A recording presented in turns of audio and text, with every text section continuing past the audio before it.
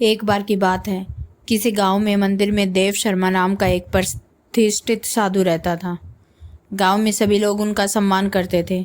उसे अपने भक्तों से दान में तरह तरह के वस्त्र, उपहार, खाद्य सामग्री और पैसे मिलते थे।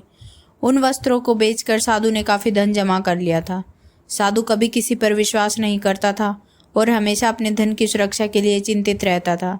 वह अपने धन को एक पोटली में रखता था और उसे हमेशा अपने साथ लेकर ही चलता था। उसी गांव में एक ठग रहता था। बहुत दिनों से उसकी नज़र साधु के धन पर थी।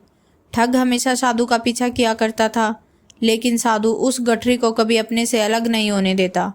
आखिरकार उस ठग ने एक छात्र का वेश धारण किया और उस साधु के पास गया।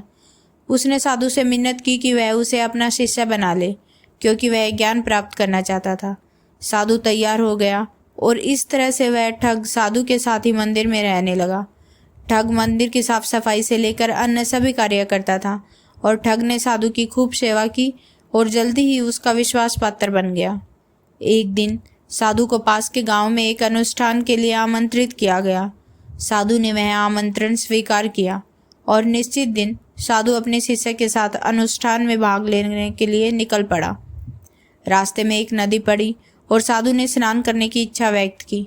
उसने पैसों से गठरी को एक कंबल के भीतर रखा और उसे नदी के किनारे रख दिया।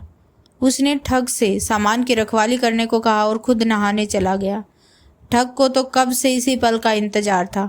जैसे ही साधु नदी में डुबकी लगाने गया, वह रुपयों की गठरी लेकर चंपत हो गया। दोस्तों, इस कहानी से हमें क्या शिक्षा मिलती है? इस कहानी से हमें यह सीख मिलती है कि किसी भी अजनबी की चिकनी चुपड़ी बातों में आकर उस पर विश्वास नहीं करना लेना चाहिए, वरना हमारी भी स्थिति उस साधु जैसी हो जाएगी।